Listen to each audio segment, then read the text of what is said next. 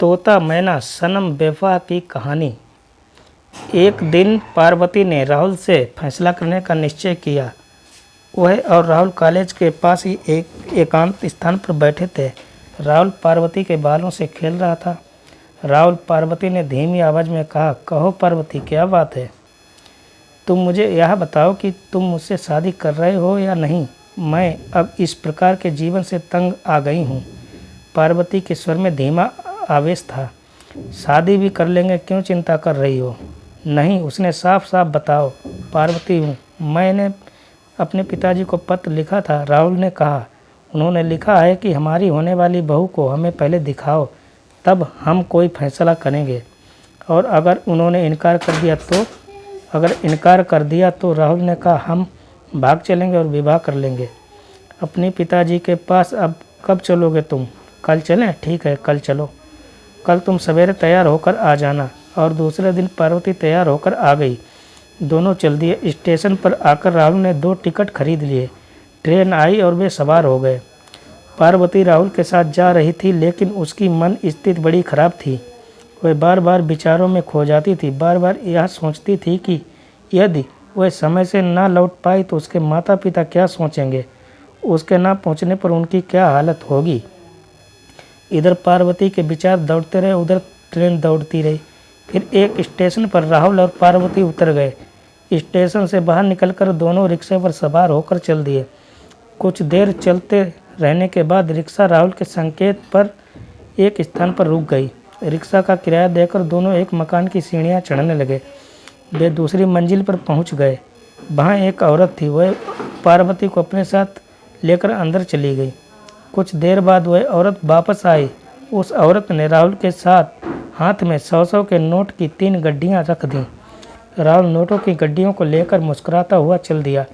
वास्तव में राहुल वेश्याओं का दलाल था, जो भोली भाली युवतियों को फंसाकर लाता था और उन्हें बेचकर चला जाता था। शाम तक पार्वती को कुछ पता नहीं चला। उसने 1-2 बार पूछा, राहुल कहाँ है?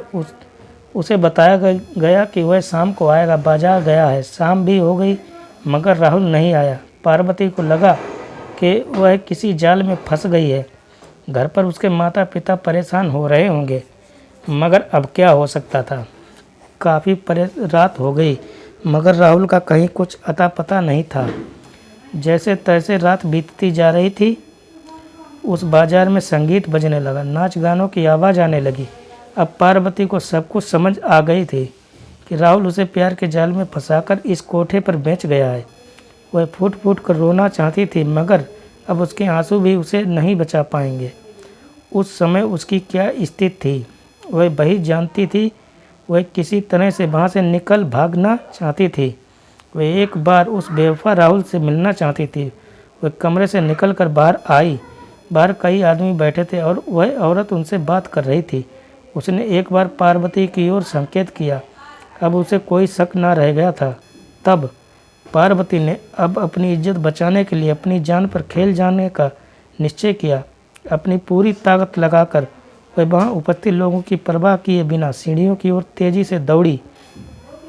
उस कोठे की मालकिन और वहाँ उपस्थित सब लोग एक पल के लिए हक्के बक्के से देखते रह गए। एकाएक उनकी बात समझ में ही नहीं आई कि वे क्या करें और क्या ना करें। उस कोठे की मालकिन रत्नाबाई को इस बात की स्वप्न में भी आशा नहीं थी कि पार्वती इस प्रकार की हरकत भी कर सकती है। उसने फौरन खींचकर अपने दलालों को पुकारा और कहा, देखो उसे पकड़ो, वह भागने ना पाए। पार्वती तब तक बड़ी तेजी से सीढ़ियाँ उतर गई थी। उस शहर का उसे कोई ज्ञान तो था नहीं। वह एक और दौड़ पड़ी, अपनी पूरी शक्ति लगाकर दौड़ रही थी। पार्वती बाजार में आने जाने वाले लोगों को उसे भागते देख रहे थे, मगर किसी ने उसे रोकने की कोशिश नहीं की। सब जानते थे कि उस बाजार में ऐसा अक्सर होता रहता है। पार्वती दौड़ रही थी। रत्नाबाई के दलाल उसे पकड़ने के लिए उसके पीछे भाग रहे थे। बेतहाशा भागते हुए पार्वती अचानक एक कार से टकरा गई। कार का पहिया उसके सिर के ऊपर से उतर गया। पार्वती का भेजा बाहर निकल गया। चेहरा ऐसा हो गया कि पहचाना भी नहीं जाता था।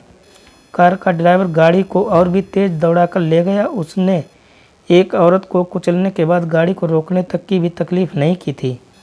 पार्वती की लाश को उठाकर पुलिस ले गई और उसका पोस्टमार्टम कराकर लावारिस करार देकर जलवा दी गई। इतना कहकर मैना चुप हो गई। कुछ क्षणों तक चुप रहने के बाद वह बोली तोते से,